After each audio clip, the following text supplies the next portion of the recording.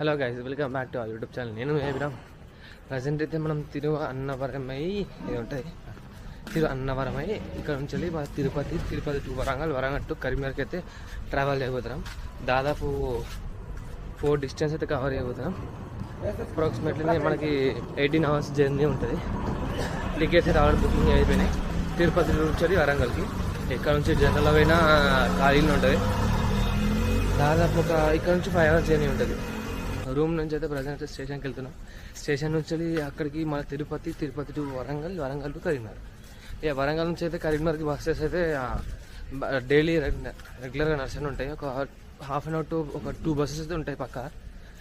ఇప్పుడైతే ఏంటంటే ఇప్పుడు జనరల్లో పోడు, అసలు ట్రైన్ ఉందో లేదో అది కూడా డౌట్.